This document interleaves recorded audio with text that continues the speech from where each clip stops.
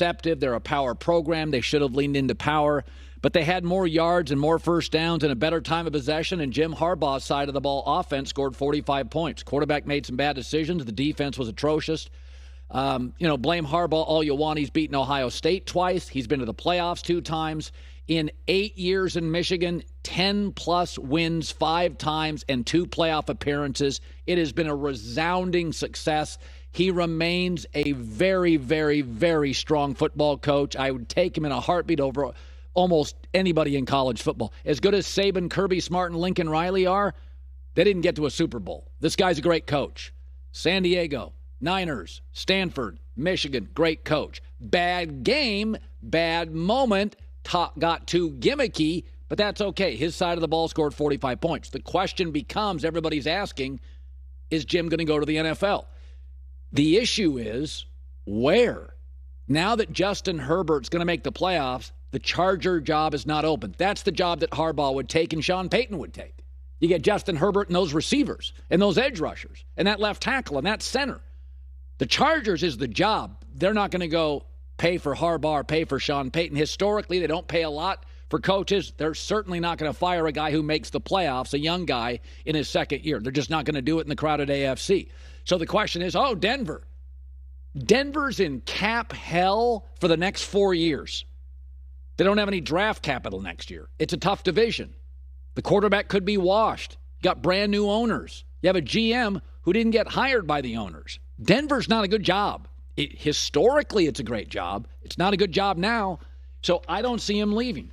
I think he goes back with J.J. McCarthy in that roster. He's got an identity. He's got momentum. He gets the Buckeyes back in Ann Arbor. He beats them for a 3rd straight time.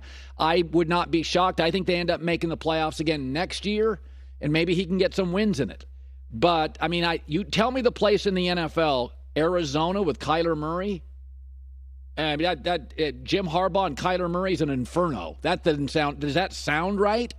So I think he returns to Michigan. There's something I've leaned on for years and years. Don't try to get happier than happy. Happy is hard enough to get to in life. Right now, his dad lives next to his grandkids. He's beaten Ohio State. He's getting to the playoffs. He's winning 10, 11, 12 games a year. And he gets the coach at Michigan, one of the great small towns in America, Ann Arbor. I don't know. I'm not leaving to go to cap hell in Denver with new owners, a GM on the ropes, a quarterback that could be washed. I don't think so. I think Russell Wilson rebounds, but I don't know what I got with Russell Wilson. So it just happens. Bowl games are weird.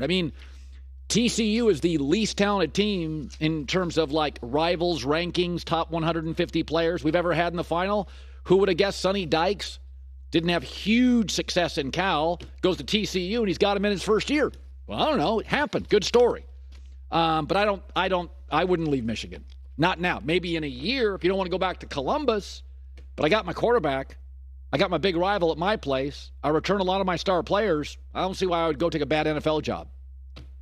I don't get it. And you start looking at the openings, Colts, Texans, you got impulsive ownership. Washington, think about it. Washington could have an opening. Colts could have an opening. Texans, 3 impulsive owners. And not a quarterback. Or J.J. McCarthy, Buckeyes in Ann Arbor, dominate the Big Ten. That feels like a way better job to me. What about the Carolina Panthers, Colin? Hold on, wait. Before Tampa Bay's going to lose Brady. They're nosediving. You've got the New Orleans Saints in that division. They're not really going anywhere. Is there a case that Jim Harbaugh could go to Carolina? The owner says, what quarterback do you want, Garoppolo or Carr? We will overpay for you. No thanks. Not taking that job. Not taking that job. I'm not. It's not good enough. Temperamental owner. $11 million a year? He's making 9 now. Who cares? You're trying to get happier than happy. That's why I'm staying here. I'm happy so far. You could irritate me. Okay. Now it's Ohio State. I had said to the lead-up, I thought they would account for themselves very well. I thought a fascinating story because I thought they outplayed Georgia and felt like the better team most of the night. They did give up 9 yards of play, though. This defense for Ohio State, they got to figure something out because they just give up big points in big games against Michigan and Georgia. I see against Oregon last year. They got to get their defense figured out. They just give up too many big plays and big points. But I thought it was fascinating. C.J. Stroud, I thought, did himself a huge favorite. Nobody has torn apart Georgia's defense like that in a while. He was fantastic. And what is interesting is he ran. So I'm going to make a comparison. They're not the same type of quarterback, but when Justin Herbert was at Oregon, they didn't have a capable backup. So Mario Cristobal kind of kept him in the pocket. And then in his last game at Oregon, the Rose Bowl against the great Wisconsin defense, Mario Cristobal said, young man, do what you got to do to win. Herbert was running all over the field, and we all went, whoa, Justin Herbert has that gear? So Ohio State, they don't have a backup ready to play. So it feels like to me they've kind of kept C.J. Stroud limited in the pocket. We don't, we think we can play for a national title. We can't have you getting hurt. And here against Georgia, Ryan Day said, we're not beating him just sitting in the pocket, young man. You do your thing. And C.J. Stroud, like Herbert, said, okay, my thing is moving. And he ran for 70 yards. If you take away the sacks, he rushed for 70 yards. He was very dynamic. I thought he looked absolutely fantastic. I do think Bryce Young will go number one. He's such a beautiful natural thrower. But C.J. Stroud accounted for himself. Bigger than Bryce Young. Really nice arm. Now we know he can move. That Herbert comp, they're not the same quarterback. That's not what I'm saying. But their college coaches kind of felt like they kind of kept him in the pocket because they didn't have a real capable backup to go in and star. And so both coaches get to a bowl game, Oregon and Herbert against the great Wisconsin defense, and C.J. Stroud against the great defense in Georgia. And the coaches are like, okay, do your thing. Potential last game of the year. And with Herbert, you're like, whoa. I have two GMs that were at that game, and they're like, when you saw him live, it was like, wow, Herbert is unbelievable. You kind of couldn't see it on tape. Games from Eugene, games in Pullman, couldn't see it.